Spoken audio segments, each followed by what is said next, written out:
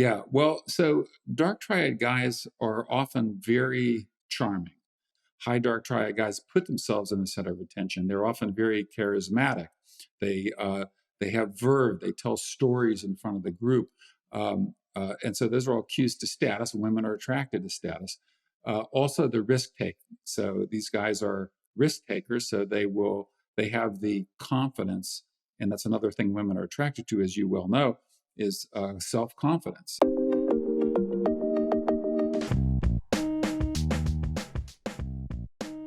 Men cheat and women like psychos. That's what I took from the book. Am I missing anything? Yeah, quite a lot. That happens. But seriously, really interesting read. And Thank you. it starts off with sexual selection and evolution being kind of like an arms race, right? There's these back and forth changes in species or in sexes to defend against reproduction. It seems weird to say this, but to defend / get around the defenses. Can you give us an example? You use the spider in the book. Yes. Well, so basically, female spiders in this species have evolved to copulate with a male who presents a nuptial gift, and it's typically like a dead insect wrapped in silk. And so the issue is though. So one reason why is it wrapped in silk? Well, one is it takes the female a while to unravel the silk to get at the package, and that allows the male to copulate with her while that's happening. But sometimes males in this spider species can't find a very attractive morsel of food, and so they wrap a piece of trash in the silk and try to fool the female into believing that it's a tasty morsel. And females have evolved to, detect if it's a scent, a true scent, or just a piece of trash. And males have evolved counter strategies to like leave the dregs of a former meal in there. And sometimes the males also the females will sometimes try to grab the food and run away without copulating with the male, and so males sometimes like cling onto the silk, sometimes feign being dead, and then while the female goes to her spot and is eating the food, he sort of springs to life and copulates with her. So there's this co-evolutionary arms race, and this is just one example among hundreds and hundreds of co-evolutionary arms races. And the bottom line is that from an evolutionary perspective, the reproductive interests of males and females sometimes diverge. And I mean, this started happening 1 to 2 billion years ago with the origin of sexual reproduction itself. And once you have sexual reproduction, you have two species, and the optimum mating strategy for one differs from the optimum for the other. And so each sex will evolve adaptations to influence or manipulate the other to be closer to its optimum, and the other then that will select for counter adaptations, defenses to prevent being manipulated and to influence the other. So one analogy that I use in the book is it's like you have a steering wheel, and there are two pairs of hands on the steering wheel, one pulling in one direction, the other pulling in the other direction. And these co-evolutionary arms races occur in many domains that I talk about in the new book. On the mating market, so you have deception on the mating market, sexual conflict within mating relationships once they've formed, sexual conflict over whether a breakup will occur, sexual conflict in the aftermath of a breakup. And then I also talk about, this is a broad brush overview, talk about sexual harassment in the workplace, and stalking and intimate partner violence and sexual assault, and women's defenses against sexual assault. And if I could just add one more sort of broad brushstroke view here, when I started writing the book, when you deal with co-evolutionary arms races, you kind of have to treat both sexes in the equation. And so I got through about 5 chapters in the book: sexual conflicts of women as well as men deceive in the mating market, women as well as men commit infidelity, women as well as men commit financial infidelity, another domain I talk about in the book within relationships, having secret bank accounts or credit cards, or having things mailed, the bills mailed to your office rather than home, and So there's financial infidelity as well.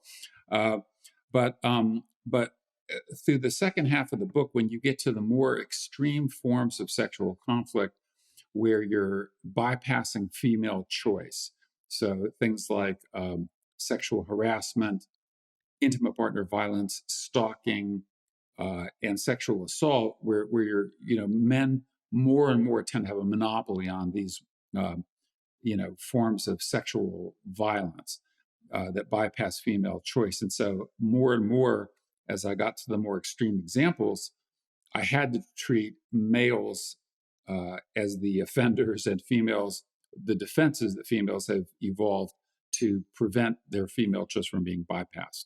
Sure. Yeah. This all makes sense. The spider example kind of reminds me of how on dating profiles, men are like, well, I'm 5'9", but with shoes on, I'm kind of 5'11", which is really close to 6 feet. So I'm just gonna put Yeah, 6 feet, right? right, That kind of thing. And then the right. woman's like, wait a Yeah, minute, I'm wearing heels and I'm a lot taller than you right now. What happened here? And you're like, too late. You're at dinner, right? We already met up. That's the male, the human example of the spider piece of trash in a silk package. right. Yeah, Yeah. males they round up on height, they exaggerate their status, their income.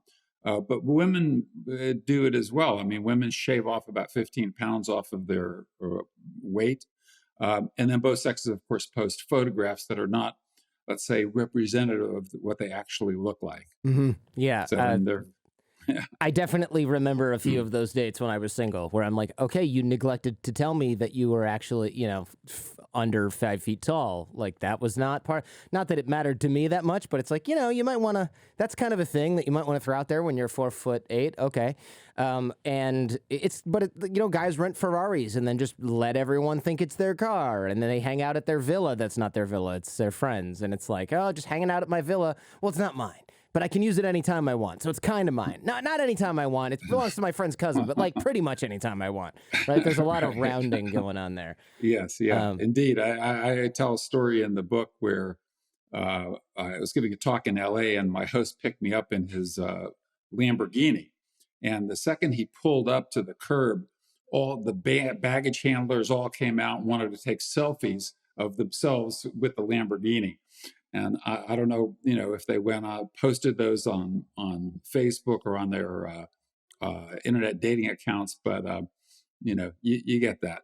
yeah, that makes sense. It's hard to say. There's sort of this inexplicable tendency for a lot of men to just be like, I saw this car. Here's me near this car that I saw.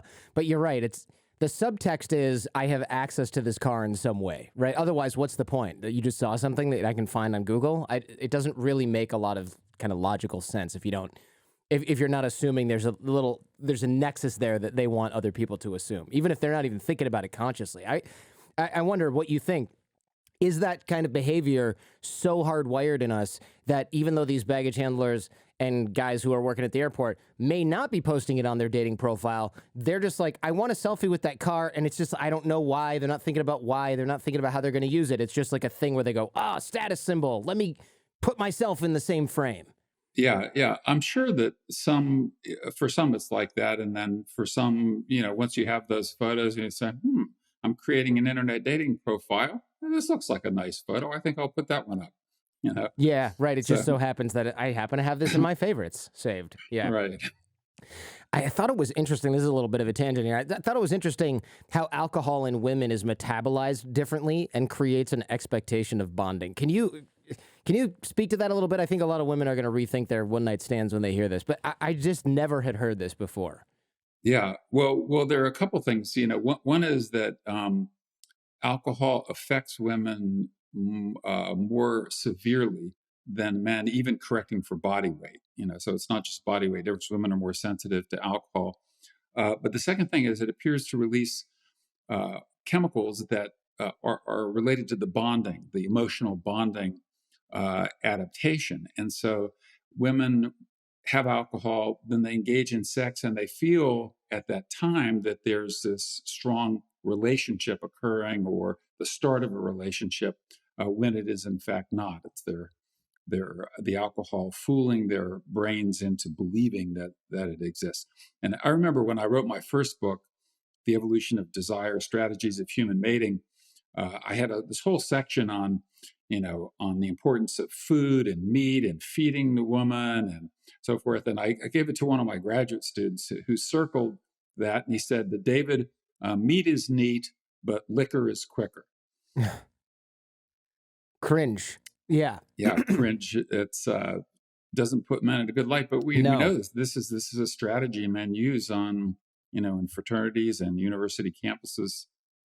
I ran this other one. So I was giving a talk up in Dallas, and it was it was a part of the university's attempt to get donations to the university, and so sometimes they drag me out and have me give a lecture on mating just to amuse the donors. But anyway, I was talking to the donor who was very wealthy, and then his wife, and she introduced herself, and she said, "What did she say?" And she said, "Hi, I'm the trophy wife." And Yikes. and so I said, how did you guys meet? I was asked, how did you guys meet? And so, well, he came up to a bar. He saw her, and he basically bribed the bartender to keep her wine glass full at all times. And so she didn't quite realize how much she was drinking, but it turned out to work, and they ended up married. Oh my gosh. This is one of those probably ended up okay kind of situations, but also really could have not. What if she had to drive and like that? That's the least of. Yeah, there's so much wrong with this, but it's completely normalized in our society. Like, oh yeah, get a couple drinks in and it'll be fine. And it's like, well, so what you're saying is diminish her ability to exercise good judgment in sleeping with you. Like, it's really kind of not okay at all, at all. And that's not even like a woke thing. It's just like even looking back at my college years in the '90s and early odds, it never really sat right because you're it's like winning the game, but you're doping, kind of, and also you could hurt the other person. I don't know, it just doesn't sit right. Right. It doesn't sit right. And one of the other things it does is alcohol disables women's, not just their judgment, their cognitive ability to process information accurately, but also weakens their physical ability to defend themselves should a sexual assault be in the making. So, and we'll get to sexual assault later on in the show because you do. There's quite a bit on that in the book, which honestly Yeah. must have been pretty uncomfortable to write. But Very. Yeah. we'll get there in a bit. Which men are most likely to have? You call it short-term relationships and cheat, right? There's certain types of men that do this more or are more prone to this. Yeah, so it's basically what's called the dark triad of personality. So this is narcissism, Machiavellianism, and psychopathy combined with the short-term mating strategy. So hallmark of narcissism is high scorers tend to be grandiose. They think they're God's gift to women if they're men. They think they're more attractive, more intelligent, more higher in mate value than they really are. And importantly, high scoring narcissists have a sense of entitlement. They feel like they deserve, because they're so great, a larger share of the pie. And that extends to the sexual realm. They have a greater sense of sexual entitlement. Machiavellianism, people who pursue a manipulative and exploitative social strategy. So these are the liars, the cheaters, the deceivers, and they view other people as pawns to be moved around the chess set to satisfy their own selfish goals. And then psychopathy, one of the hallmarks is lack of empathy. So most people feel compassion when someone is hurt or a dog gets hit or injured. Psychopaths don't. They might laugh when someone gets injured or a pet gets injured. So it's like most humans, 95% of us have a normal empathy circuit, a sense of compassion, and it's like it's severed with these high scores on psychopathy. So if you combine these three elements of the dark triad, narcissism, psychopathy, and Machiavellianism, you combine that with a short-term mating strategy, this is the subset of guys who are most likely to sexually harass, to deceive, to seduce and abandon, and also to sexually assault.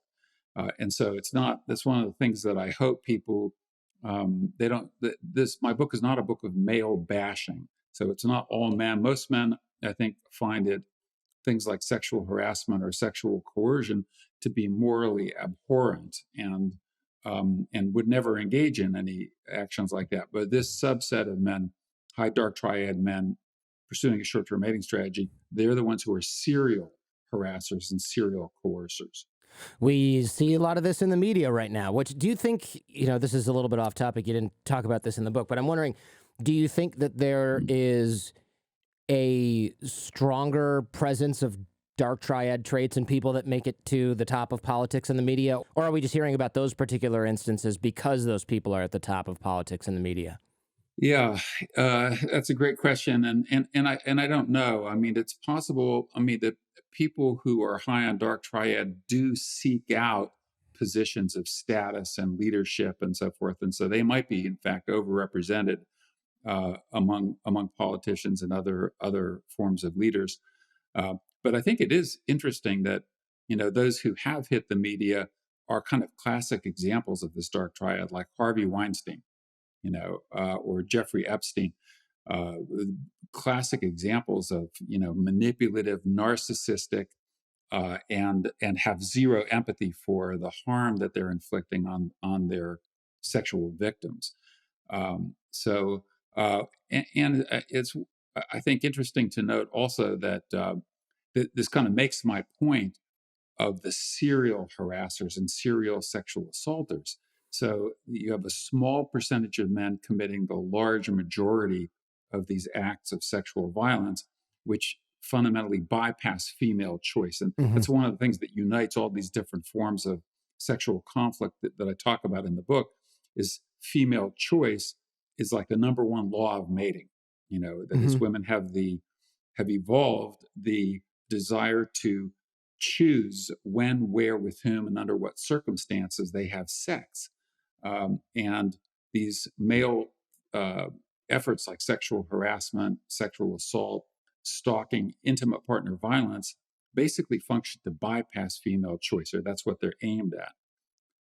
Aim to manipulate the female to basically mate with him as opposed to someone else or not mate at all.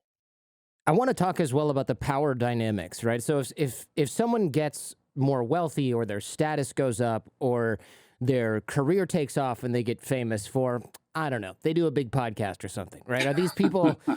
hypothetically more likely to cheat on a partner or upgrade a relationship? And we'll talk about the mate guarding and stuff like that in a bit. But I'm curious about this because it seems like a lot of cheaters that we see in the media, again, could be the same bias that these people are already famous.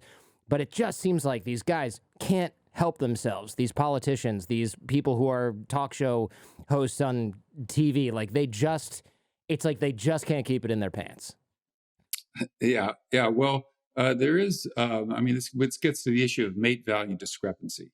So when there's a mate value discrepancy, such as the man or the woman, because there are cases of that too, dramatically rise in status, then the higher mate value person is statistically more likely to cheat or more likely to exit the relationship and try to trade up in the mating market. But again, it's not all cases. So you think like I don't know, movie stars, for example. But there's some, for example, could you imagine Tom Hanks doing that?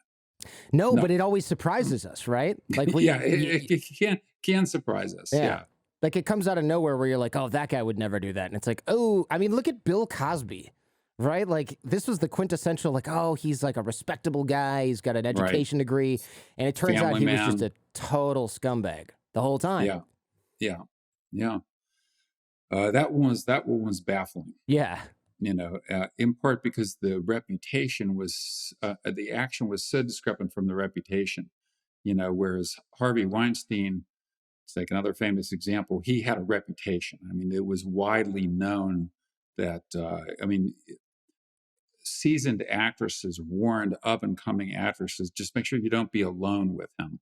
Make sure someone else is around. So whereas Bill Cosby had no reputation at all of any of this, as far as I'm aware. Yeah, I remember this clip from Courtney Love saying something like, they're like, do you have any advice for people just breaking into the scene in Hollywood. And she sort of joking, but definitely not joking, 2020 hindsight, said, if Harvey Weinstein invites you to a party at the Beverly Hills Hotel, don't go. And then she like walks off camera. Yeah. Right. And everyone was like, Yeah. oh, what a funny dig at this guy that maybe she's friends with. And it's like, no, she probably went there, kicked him in the, knowing Courtney Love, kicked him in the nuts and ran out of the room, but like knows that he's been doing this for 20, 30 or 40 Right. years, however long it's been. Right. Which, I mean, that gets to the point that, it is sometimes, people sometimes view rapists or sexual assaulters as sort of the losers in the game. So they have to resort to this tactic because they can't gain a woman through any other means. But in fact, it's often the opposite. It's guys who are highly successful and can get away with it. So, and these are often, you mentioned Weinstein, but also Bill O'Reilly, as far as didn't sexually assault, but sexually harassed and so forth. And people in a position to offer women large monetary settlements with non-disclosure agreements to keep them quiet. And again, that keeps the reputation intact. I don't know if Bill Cosby had any of those, but many of these other players did. In the book, you mentioned there's sort of a test where women used active signaling to show that they're more open to short-term relationships. I think a lot of people would love to know, what is this test? How do women signal that they're open to short-term relationships? I think the women want to know for obvious reasons, and the guys obviously want to know. I mean, look, asking for a friend is how I'll phrase this, right? But how do you spot that? Okay. Yeah. Well, some obvious things are manner of dress. So showing a lot of skin, wearing tight-fitting outfits, and so forth. So manner of dress, flirtatiousness, physically touching the guy, eye contact that lasts a split second longer than it needs to. These are some of the cues.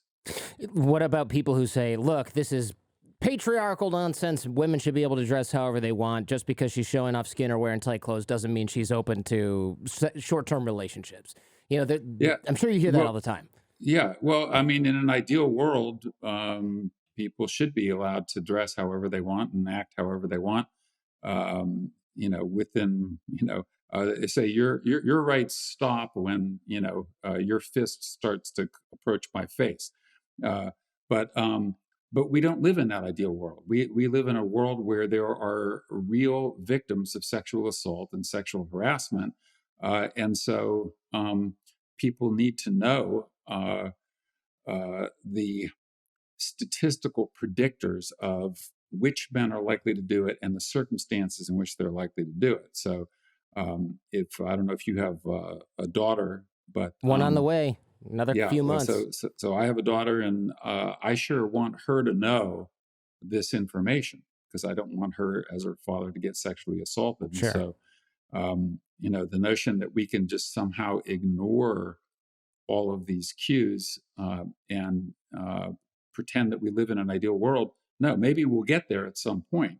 And I mean, that's one of the reasons I wrote the book, is I hope we do get there, because these forms of sexual violence that bypass female choice are truly terrible, and they happen to a large number of women and all the people who care about them, the fathers, the brothers, the male friends, the female friends, the mothers, all the people who have a stake in the interests of these victims. They suffer as well, so-called secondary victims. Mm-hmm. And so only by a deeper causal understanding of what gives rise to these forms of sexual violence can we have any hope of reducing its occurrence. It really is a shame. And I want to be very clear that like dressing in yoga outfits that show midriff and tight pants is not, I want to be really clear that like, this is one, your right. And two, it is okay to wear that. You are not causing guys to sexually assault you. They are actually just horrible people that do this, that victimize others. It may increase your chances of that happening, but I want to be really careful not to assign blame, because I think it's really, I don't know if you agree, but it's really shitty to be like, hey, whenever you hear rape victims get asked what they were wearing, I'm just like, seriously, No, like, fuck you. it is terrible, and I do agree with you. I talk about this issue of blame in the book, and one of the analogies I draw is to a to mugging. So no one asks a mugging victim, "Oh, did you ask for it?" Right. Or whatever. It's like it is a crime, and there is a victim. And the same is true with sexual assault or sexual harassment. These are crimes, and there are victims. And so, identifying some of the statistical predictors of the circumstances in which they occur does not um, alleviate men of being guilty of these crimes, and it does not warrant assigning any blame to the woman. We even have women having to reject men in ways that are less likely to cause violent reactions. Can you explain this? Can you speak to this a little bit? This is also kind of a disturbing trend that we have now, or probably always have had. So, yeah. So we live in sexually integrated workplaces, at least in many domains. Perhaps not sewer cleaning, which is predominantly male, but many workplaces, like in the ones I inhabit, are sexually integrated. And in mating adaptations, mating psychology gets activated in these contexts. Um, but women have to they're forced into this uncomfortable position when they're, say, sexually harassed in the workplace, to do what's called soft rejections. So in other words, a guy comes on to them, and instead of saying, look, buzz off, creep, I'm not interested, you're a total loser, they have to say things like or they do say things to minimize the retribution from the guy. So like, uh, oh, I have a boyfriend, or I can't go out with you this weekend, I'm busy.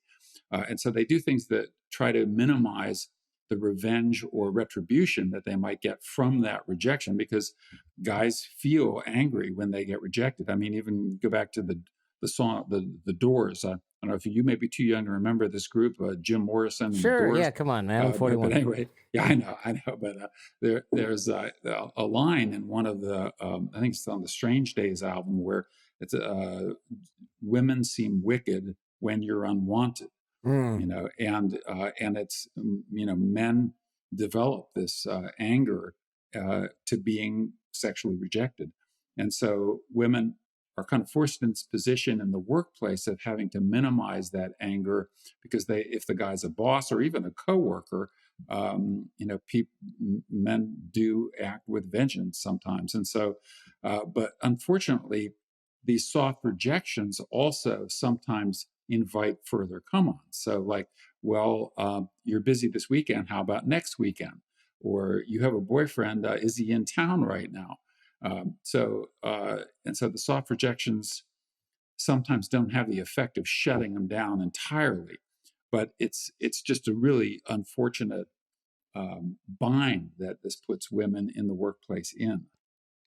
Yeah, it's not even just in the workplace, right? We hear about this all the time, right? Women have to do a lot of work not to like cause, actually, let me rephrase that, inadvertently be the cause of men reacting spurned or violently. And it just kind of sucks to have to worry about this. Like, the idea that I can't tell someone politely that I'm not interested in them because I might get brutally assaulted and or murdered is not really a great indicator that we are handling this problem very well as men or as a society. I mean, I know plenty of guys don't do, like, the vast majority of guys don't do this, but I use Reddit. I see forums about incels where these guys are like just so toxic, and the things that they say in there, if those thoughts are, I mean, those thoughts are clearly really going through the heads of some guys, and it's really like scary, even for guys. It's scary to see this. Yes, yeah, indeed, and that's why I think most men are find these tactics of sexual violence to be morally abhorrent, and are disgusted by it. What I would say is, I'm aware that I talk a little bit about the incels in the new book, and what I would advise incels is improve your mate value. Hmm.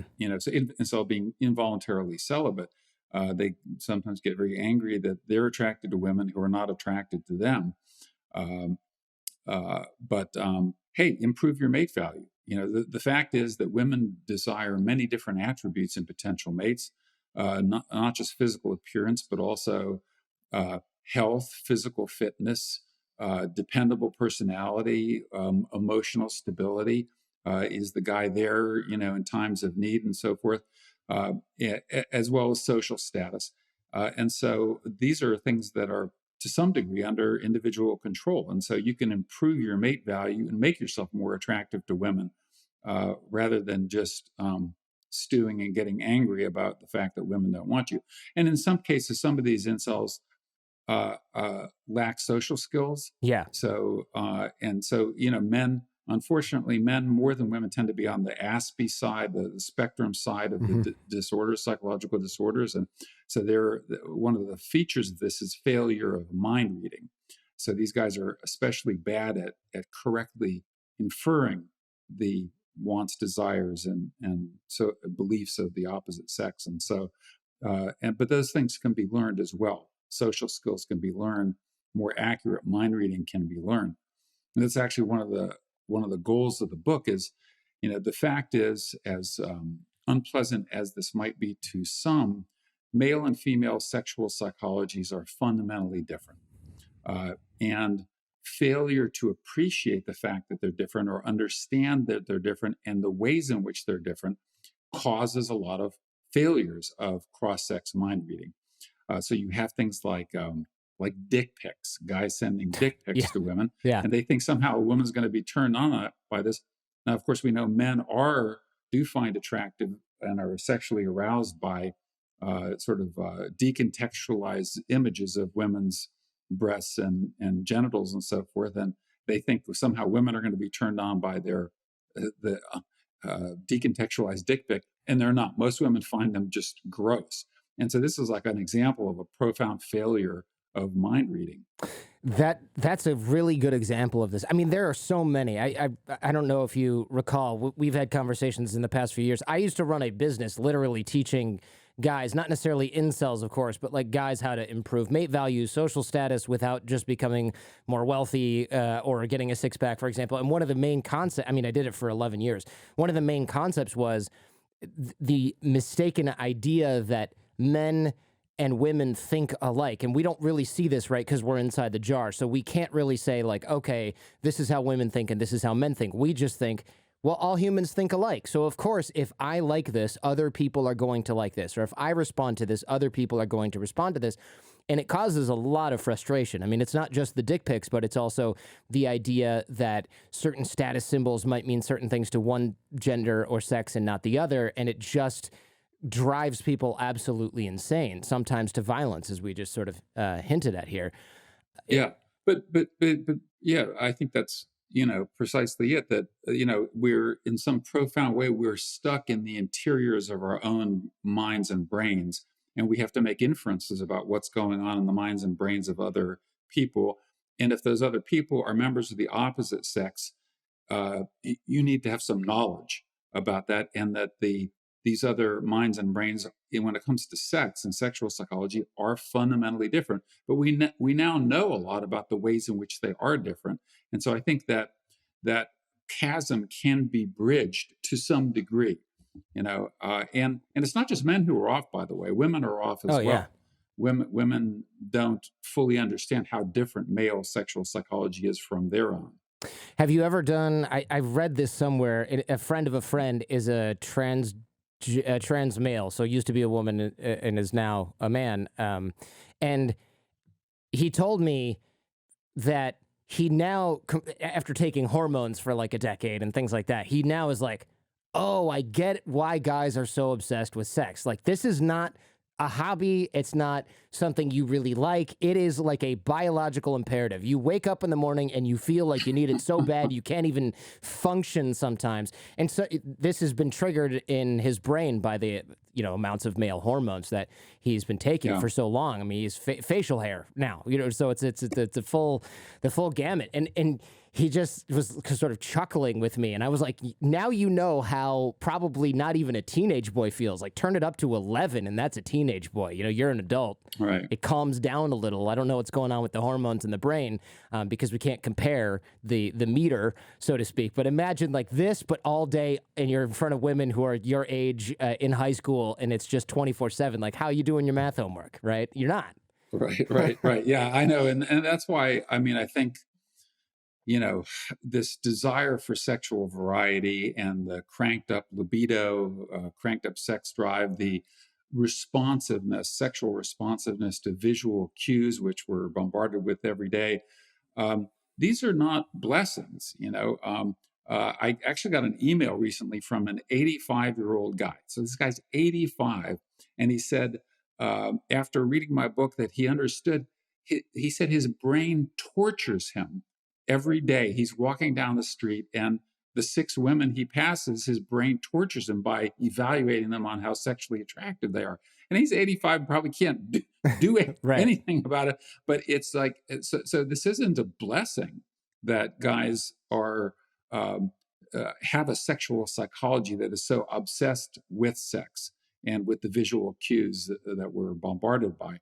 So, another way of framing that is that most men, vast majority of men, are attracted to women who have no attraction to them. That is, their attraction is not reciprocated. And so maybe if you are a famous rock star, or if you're Mick Jagger or a famous actor, you can fulfill many of your sexual desires. But for most men, we can't. Yeah, tell me about it. So dark triad, you mentioned this is sexy for many women. What is it that these men are doing? You kind of mentioned the sexy sun hypothesis. I'd love to talk about this more because I think that this is something that sort of scares women, and it helps to flesh it out and understand this a little bit more, especially the vulnerability to the dark triad. Yeah, well, so dark triad guys are often very charming. They're very exciting. They're often very socially skilled. They put themselves at the center of attention. And we know that status is in part determined by the attention structure. High status people are those to whom the most people pay the most attention. So, attention is a critical resource, and the attention structure influences that. High dark triad guys put themselves in the center of attention. They're often very charismatic. They have verve. They tell stories in front of the group. And so those are all cues to status. Women are attracted to status. Also, the risk taking. So these guys are risk takers. So they have the confidence, and that's another thing women are attracted to, as you well know, is self confidence. As animals, we kind of take each other at our word. The guy seems self confident, then he must have a lot going for him. And so they display a lot of characteristics that women find very attractive in the short run. Mm-hmm. But these guys are disasters in the long run because they're statistically more likely to cheat, more likely to fleece the woman, get into her bank account, abandon her, cheat on her, be unfaithful, trade up at a drop of a hat. So as long-term mates, these guys are disasters, but women are attracted to them, especially younger women, I should say, are attracted to them for short-term mating. As women get a bit older and get more experience on the mating market, they are less and less attracted to these guys. What about dark triad women? This has to be a Yeah, thing. yeah. Well, so there are fewer dark triad women, especially with the psychopathy component. That shows the largest sex difference, where it's something like 3 to 1. Males are higher than women on psychopathy. Less sex difference on narcissism, but you do get dark triad women. I talk about them in the book as well, that these are women who are more likely to mate poach. So they don't feel any moral qualms about sleeping with their friend's boyfriend or husband. So they engage in mate poaching, either for short term or a longer term relationship. And they also tend to use their sexuality in instrumental ways. And so they're, for example, if you ask who is the occasional woman who sleeps with the boss in order to get a promotion, it's dark triad women who tend to do that. I actually knew of a specific case in academia where a woman who was applying for a job at this university and had slept with the chair of the search committee, Wow. and she got the job. But she was a high dark. This is before I started at that university, but I found out about it, and but she was to be avoided. How did that come to light? Oh, I knew various players who were both around and involved at the time, and they communicated the information to me. Wow. So everyone knew about this. Well, I don't know if everyone knew, but let's put it this way: it wasn't a secret Ha. Wow. why she got the job as opposed to other more qualified candidates. Yikes. Guys just can't control ourselves, I guess. I don't know. I'd love to talk about affairs and backup mates as well, because we see this play out all over the place, right? It puts a major dent in our idea of romance and soulmates. Not that I've ever believed in that stuff either, but I just think this is. You're too cynical. Yeah, that's true. I definitely probably am, but I'm not wrong, right? Science shows that this is accurate. Yeah, well, we evolved to make wise mating decisions, and with backup mates, I mean, this is one of the things that surprised me is that even people who are in happy relationships cultivate backup mates, and it makes good sense that they should because let's talk about over human evolutionary history. Something could always go wrong. Your mate could dump you. You're from a woman's perspective, her partner could get injured in a club fight or get killed in a war. And so, if a woman was forced to sort of start the mating search from square one, that would be less advantageous than if she cultivated a backup mate should something bad happen to her relationship or her regular partner.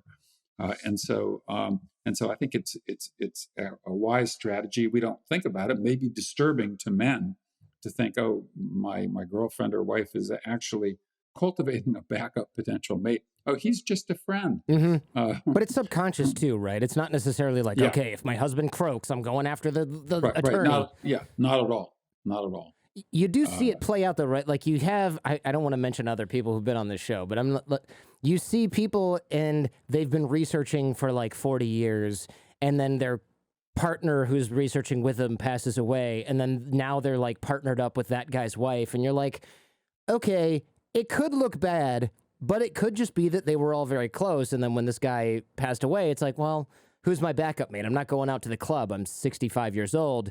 Well, I've known this guy for 20 years. We have a relationship. We're pretty close. It's a sort of a hop, skip, and a jump to a romantic relationship where everyone's more taken care of.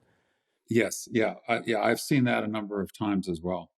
Um, so, but I mean, humans have evolved to mate. I mean, we're a sexually reproducing species, and we try to make wise mating decisions.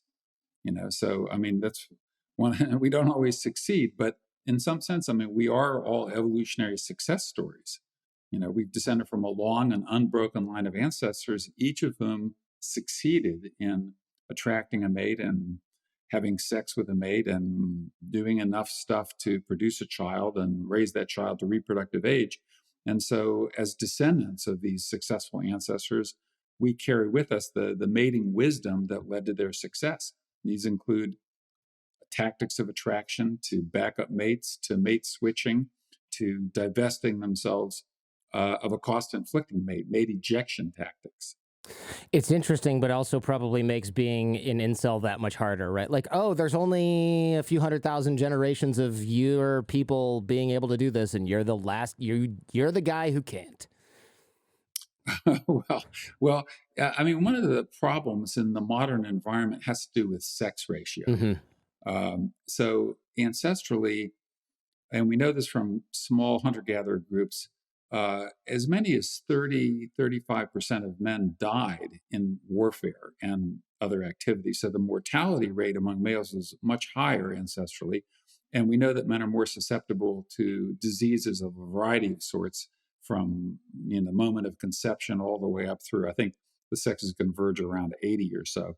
And so what that meant is ancestrally, there were fewer men around and a lot more women. So the sex ratio involved a surplus of women. Whereas in the modern environment, we've conquered many of the things that caused our male ancestors to die early. And even casualties from war are a minute fraction of what they were historically. And so this sex ratio imbalance no longer exists. And in fact, in many cultures, there's a surplus of males. So, like in China when they had the one child policy.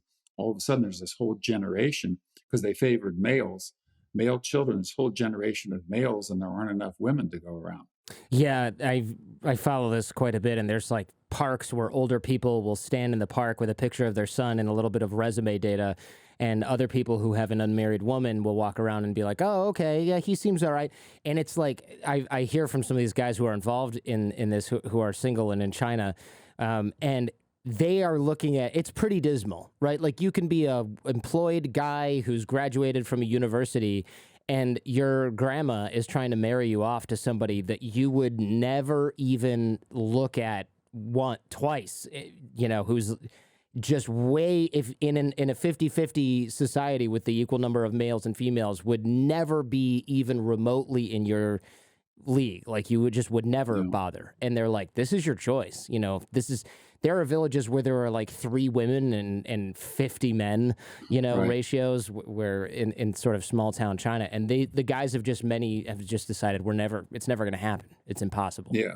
Yeah. And in the cities, the guys, it's basically a virtual requirement that he has to own his own apartment. And a car. Yeah. Yeah. So financial resources weigh in shockingly. Yeah. So Surprise. Yeah. But yeah, this sex ratio issue is really interesting. I remember not too long ago, I gave a talk at Texas Christian University where there's a surplus of women. So they're about 60% women, 40% men. And the women described it exactly the way you did, that the guys who would normally say be a 5 are an 8 at Texas Christian University. And then you talk to the guys who had previously gone to TCU, and they get this kind of glazed look in their eyes as they remember fondly this one time in their life when they experienced high mate value. But when you get that sex surplus of women, the whole mating system shifts more towards short-term mating because men become more reluctant to commit. They can carry out a short-term mating strategy more successfully when there's a surplus of women. Surplus of men, the opposite happens. Right. Surplus of men, it's like you've got to invest in order to, hence the needing a house and a car type of thing. If the ratio were inverted in China, culturally, they might still value having a house and a car, but it might also be like, well, we'll make an exception this time, right? Right. He'll get there, Right. that kind of Right. thing. Yeah. Yeah, exactly. So, I mean, that's why I'm like, it's a practical piece of advice. I mean, go to mating markets where you are the rarer sex. You will have more choice. And this applies to men and women. So, I mean, and one of the interesting things in the modern world is that in colleges and universities, there is a surplus of women in the vast majority of them. In part because women are more conscientious, they get better grades coming up, and so they're more qualified to get in. And porn might have some effect of diminishing male ambition on this, but there are different. The big exceptions are things like engineering schools, like MIT or Caltech, where there's a surplus of men, if I were a young person just getting on the mating market and deciding where to go, pick a social environment where you are the rarer sex rather than the sex that's in a surplus. That makes sense, right? So if you're going to an engineering school, start taking dance classes or something, yoga. I don't know. Yeah, get the ratio somewhere, because otherwise Right. it's looking pretty bleak. Right. Well, if you're for guys, yoga's often a good bet in any environment Yeah. because most yoga classes have a majority of women.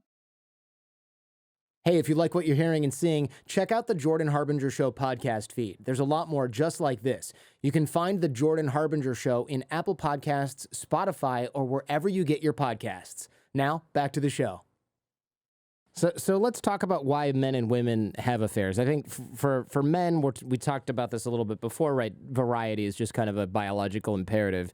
But a lot of men think women do this as well, but it's for different reason, right?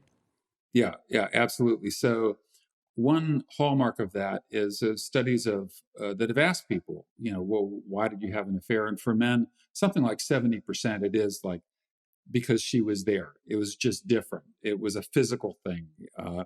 The opportunity arose. For women, about something like 70% or more become emotionally involved with their affair partner and fall in love with their affair partner. And so I think that what's going on is the affairs function as a mate switching adaptation. So, and this is a point of departure, where a point in which I have some disagreement with my evolutionary psychology colleagues, who argue basically that affairs are all about getting good genes from one guy Mm. and getting investment from the other guy. And I argue that the mate switching hypothesis explains a lot more of the question of why women have affairs. That is, women are looking to either exit a cost inflicting or suboptimal mating relationship, so divest themselves of that partner, uh, put their toe in the water, so to speak, in the mating water, to see if there's someone better out there for her, or use the affair as a means of transitioning out of the relationship, either by trading up or trading back into the mating market. And so I think the mate switching hypothesis is a much more powerful explanation of why most women have affairs. Not all, of course. And these aren't necessarily mutually exclusive. It's possible that a minority of women could be, quote, attempting to get good genes from one guy and investment from another. But I think that's extremely rare.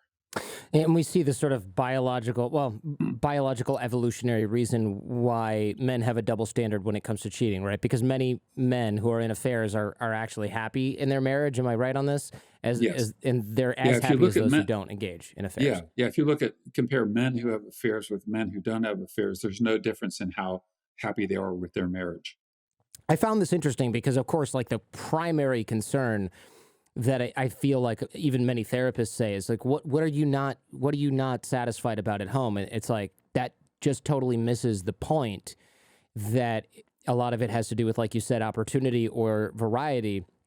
And it can be, I know guys that have cheated on their significant other, and I've asked them this question, like, well, what prompted that? And they're like, I don't know. And the answer, and they do know, but they don't want to say, well, it was just really easy for me. But and they would go on and explain that they love their family. And it's like Yeah. they're good dads. They still go on vacations all the time. They're affectionate with their wife. And I'm like, this is a guy who cheated. And it sort of makes you think like, uh-oh, this can happen to anyone.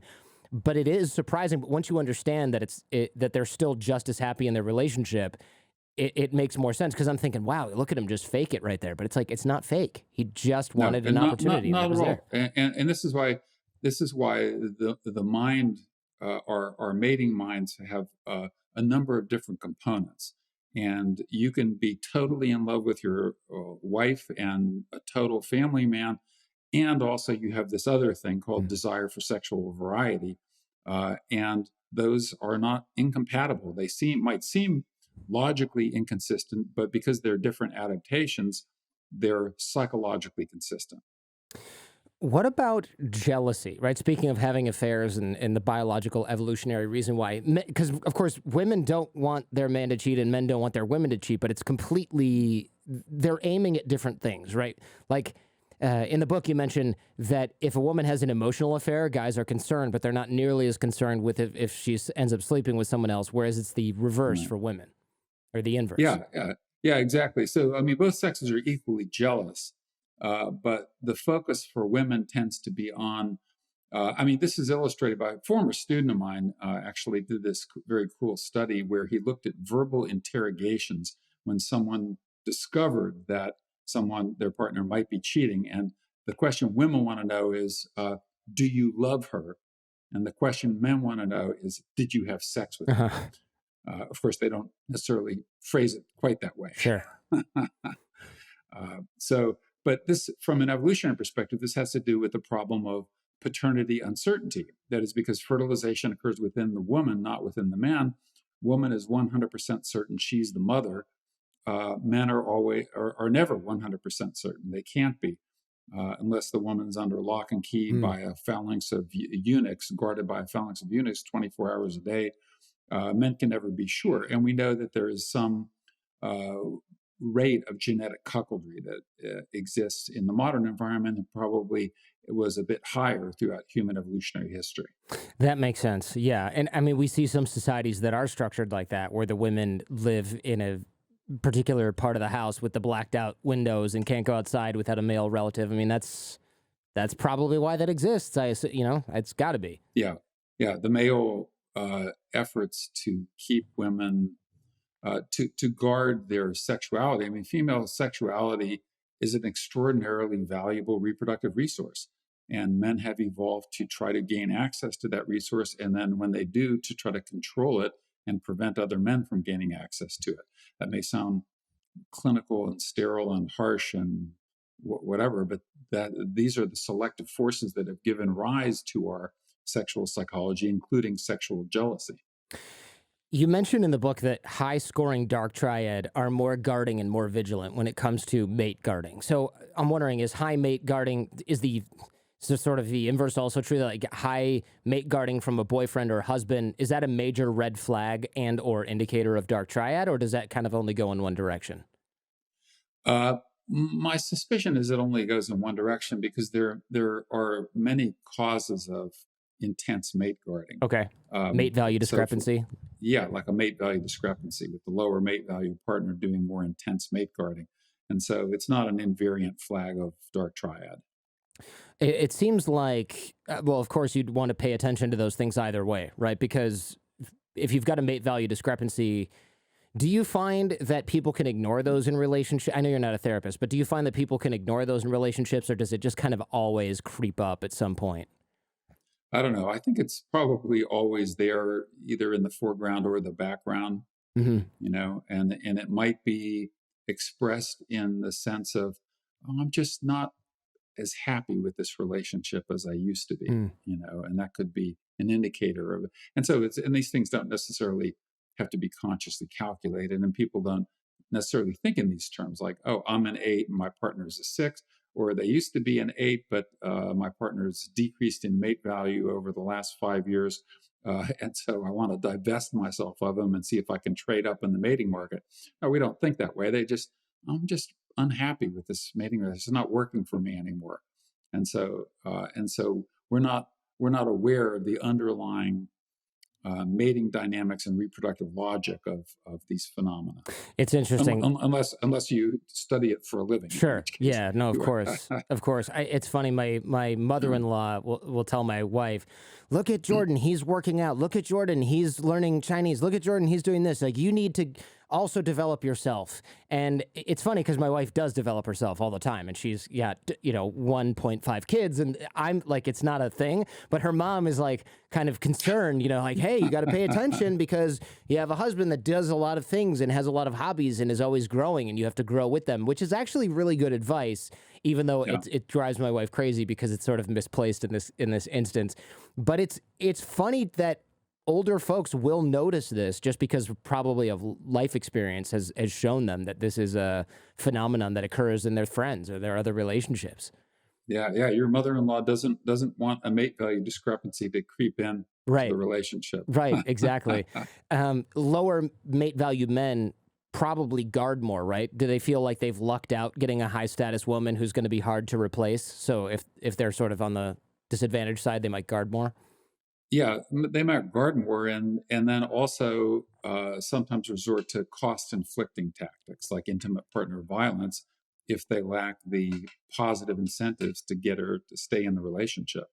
Let's talk about that a little bit. Abuse inflicting a Yeah. cost. Is abuse sort of the, I don't want to say refuge of the lower mate value, but maybe it really is. Like it's a strategy that somebody who's lower mate value might, if they can't raise their mate value, right? They're not going to get higher. They might say, well, what I can do, or if I don't have the confidence in myself to raise my mate value, maybe what I do is I try and chop my mate down a Yeah, size, right? yeah, which is a really a horrific tactic, but men do it, Yeah.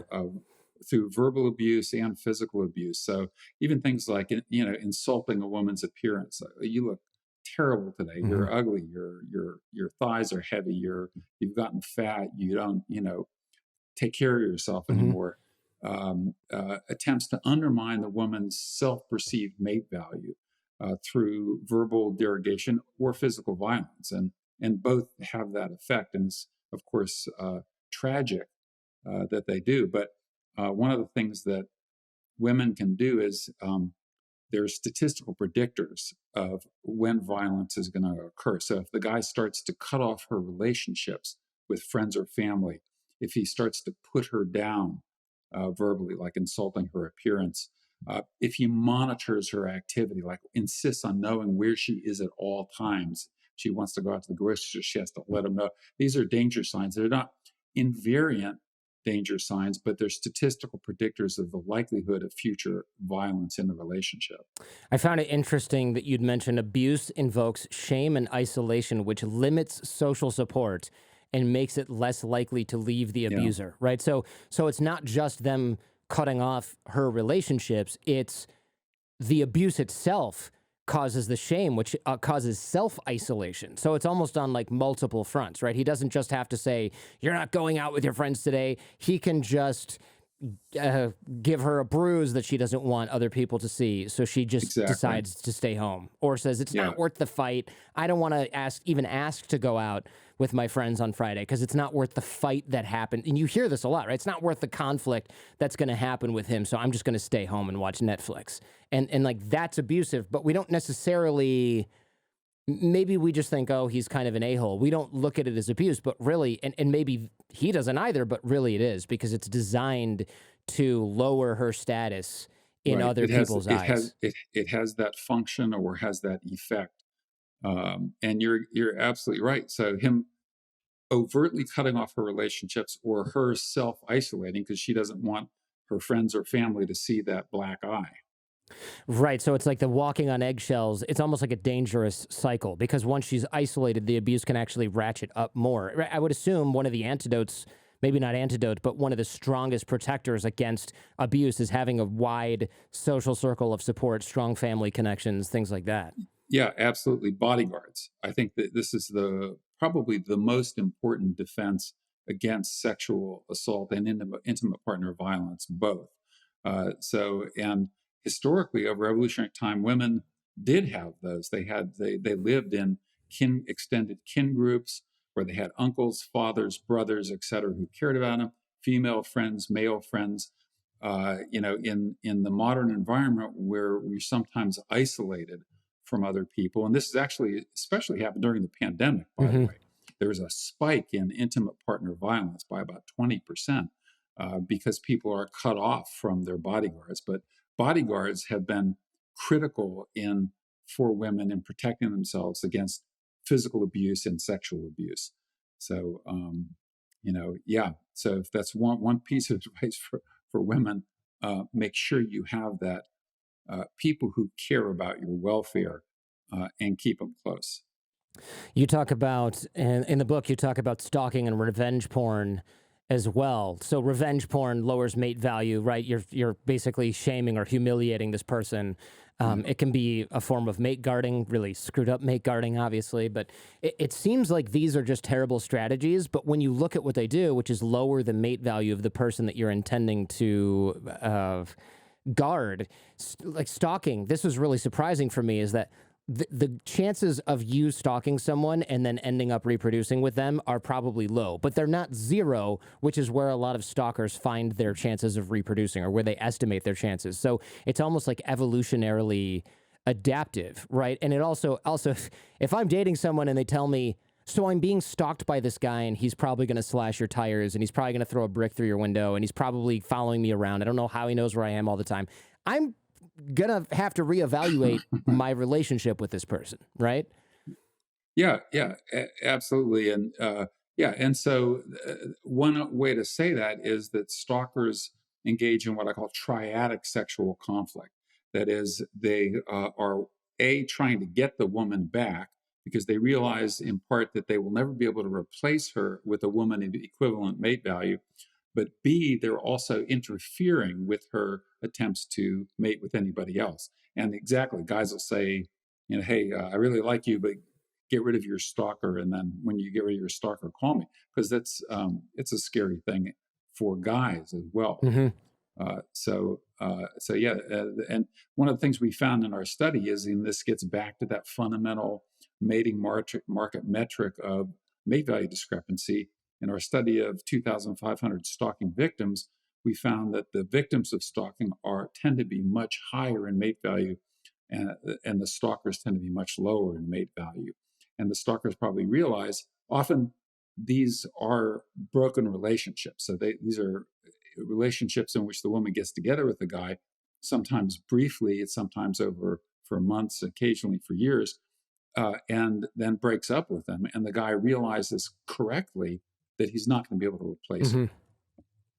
Right. He's thinking, I lucked out. She was at a downtime in her life, and there was a bunch of men around, or not a bunch of men around or whatever, and she had no job, and I was there to scoop her up. Right. You see this in movies and things like that, and then it's like Yeah. the high school boyfriend comes back, who was the captain of the football team, and the guy's like, oh shit.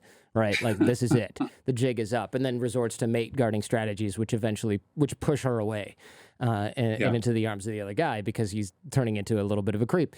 I want to wrap on something that's not so cheerful here in the next few minutes, which is rape and sexual coercion. I mentioned this before. The rape section in the book is extensive, and it must have been pretty hard to write. I know you're a professional, but just hearing about all these details and information, it's almost traumatizing to read, let alone live through something like that. Yeah, it was traumatizing to write. So I devote 2 chapters to that. One on sexual coercion, where I look at the male psychology that drives it, and then one on women's defenses against sexual coercion, which I think is really maybe the most important chapter of the book. And it was disturbing. I mean, I almost stopped writing the book when I got to that section because it was so disturbing, and also knowing women who have been sexually assaulted and reading case accounts of women who've been sexually, it's horrific because it does so much damage. I mean, it's the causes anxiety, depression, post-traumatic stress, self isolation. Sexual assault is just one of if not the most, one of the most horrific things that you can do to another individual, to a woman. And so, but therefore, it's especially important, given its prevalence. And of course, there's conflict among scientists about how prevalent it is. But whatever the prevalence is, it's prevalent enough that we are concerned about it. So I personally know a number of women who have been sexually assaulted over the course of their life, sometimes by a family member, sometimes on a date, sometimes they had some alcohol at a party and got sexually assaulted by a fraternity guy. So I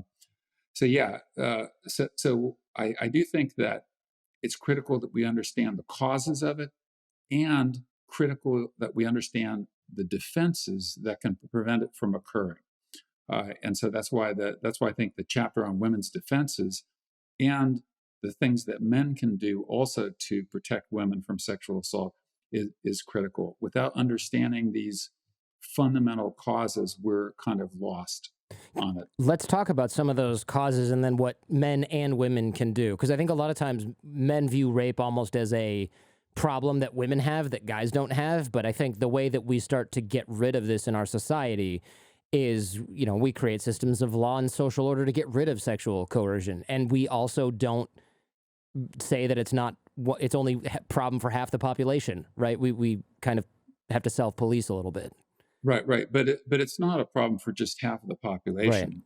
He said, or just half of the population, right? Just 50%. Just women, though. Like a lot of guys will write it off, right? I mean, I right. But remember this. So here's one thing, and this is maybe a controversial recommendation, but there is evidence that men who have had like a sister or girlfriend raped are much, much more empathic about rape victims than men who have not.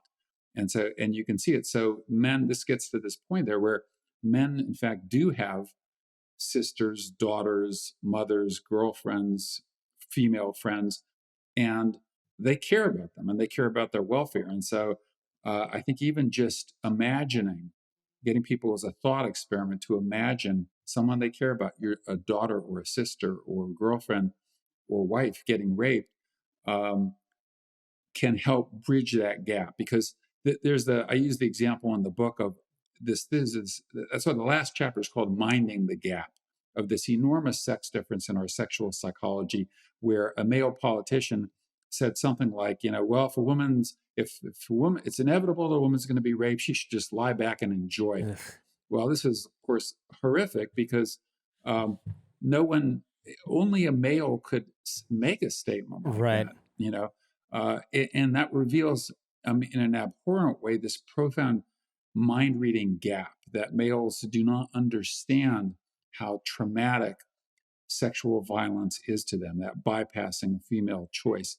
It's not, oh, just a casual thing. It's not just a minor offense. It is a traumatic offense. And so I think in order to solve it, men have to get into the into the mix here. Men have to be part of the solution, and it's not just half the population. We can't just leave it to women. And this is why some of the changes in sexual harassment policies are actually, I think, quite good, because historically it's all up to the victim of sexual harassment to do the reporting and the logging of the offensive behavior. But in just now, in where I live in my university, if you observe an episode of sexual harassment, you are required to report it. Otherwise, you could lose your job if you don't. And so you can, that may have some negative dimensions to it as well. But at a minimum, it takes the burden off of the sole shoulders of the woman victim, and kind of makes everyone in the workplace kind of responsible for preventing sexual harassment. Something that leads to sexual harassment that you mentioned in the book is sexual overperception bias. I'd love to talk about this. I'd never heard of this before. Yeah, so sexual overperception bias is a classic case is woman smiles at a man or incidentally brushes up against his arm, and the man thinks, "Oh, I'm getting clear sexual signals. She's into me, bro." Yeah. She's absolutely into me. Yeah. And and we've done lab studies led by a former graduate student of mine, Karen Perilou, where we bring people into the lab and have them interact, and we ask, how interested are you in this person? How interested do you think they are in you sexually? And we find a male sexual overperception bias, that is, men infer sexual interest when it's not there, based on these minimal ambiguous cues. Now, of course, a smile is an ambiguous cue. It could mean sexual interest, or it could mean friendliness or politeness, or even nervousness, if the guy's kind of creepy. So, but what we find is that not all men are equally susceptible to the sexual overperception bias. Namely, it's men high in narcissism and men who are pursuing a short-term mating strategy tend to be especially vulnerable to committing the sexual overperception bias, thinking that the woman's interested when she's not. And so I think even awareness of that, male awareness of that, I'm attracted to this woman. She smiled at me. It doesn't mean that your attraction is reciprocated by her. So sort of self-knowledge and self-monitoring can help. And then also women need to understand that males commit this sexual overperception bias. And that can, so one example that I use in the book is a real case example where a national grocery store chain instructed its cashiers, female cashiers in this case, to be very friendly, to smile and give eye contact to the customers as they checked out. And what this resulted in is enormous mushrooming of cases of sexual harassment and stalking and everything. And lawsuits were brought, and finally they eliminated the policy, which then lowered the rates of sexual harassment by the customers. But it's a classic example that eye contact and a smile goes to the male brain. Yeah, thanks for coming to Trader Joe's. And you're like, oh man, she's totally into me. I'm going to follow her out to her car after work. I mean, it's just, it's creepy to think about it, but like that's how the brain is working in some of these cases. A lot of the guys that suffer from this, like you said, high narcissism, but then there's sort of like the opposite of that, right? When I used to teach the dating skills, there'd be guys and she'd be like, yeah, she always likes to come over and watch movies, and I'm like her snuggle buddy. I don't think she likes me though. And it's like, okay, yeah, she always wants to do stuff with me. She's always calling me. And then I don't know, she got like super jealous when I went out with this other girl that I don't even like. I've known her since college, and she like interested in me. She's just being weird. We're just friends. So like the guys that women are interested in, you have to like punch them in the face to get them to notice you. But then meanwhile, you smile at another guy because he's creeping you out, and the guy ends up following you around thinking that you're throwing signals at him and he's assaulting you at a party that weekend. It's crazy. Yeah. So fundamental disconnect in cross-sex mind reading.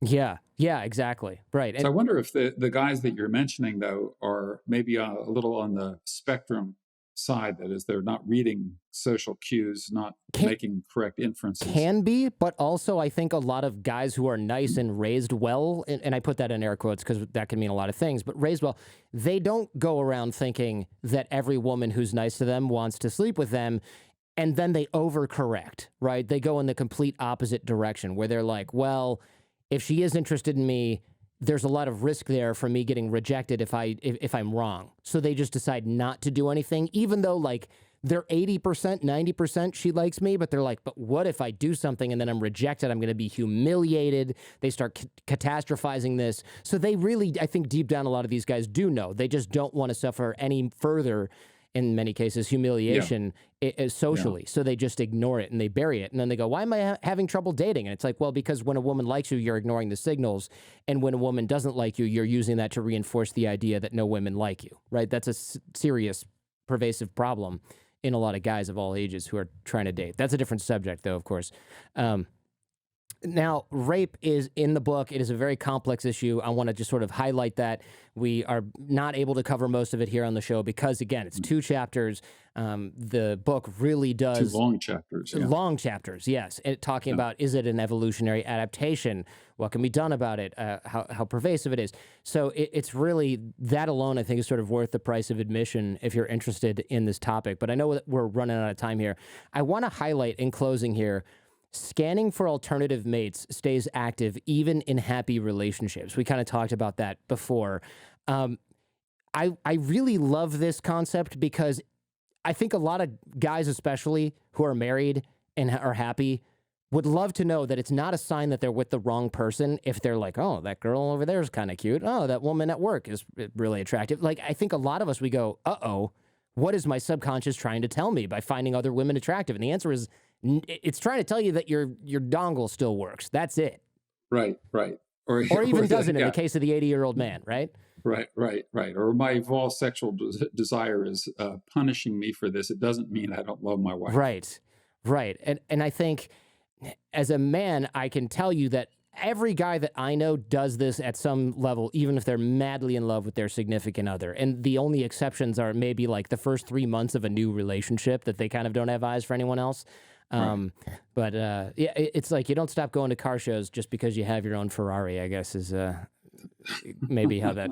Right, it's an interesting analogy. Yeah, I just made it up. It might be crap and fall apart under scrutiny. We'll see.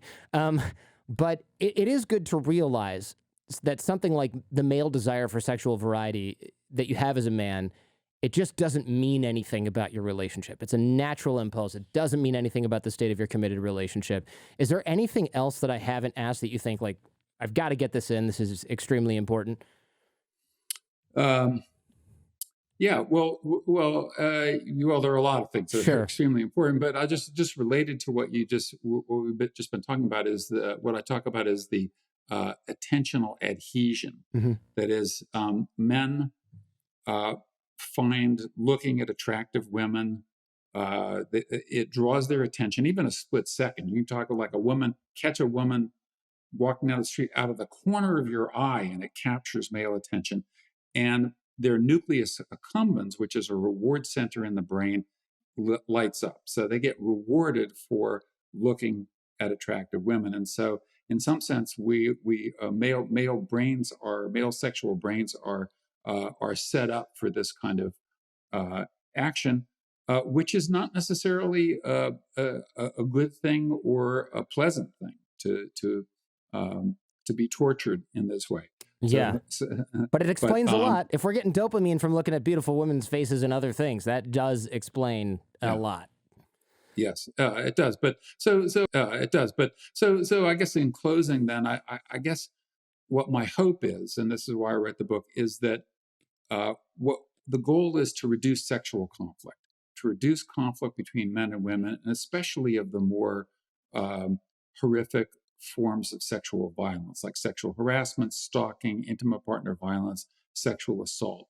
We want to eliminate these things, and only by understanding the deep causes of these things can we have any hope of understanding them. So pretending that they're, I don't know, all due to the patriarchy in the sky or whatever, is not going to do the trick.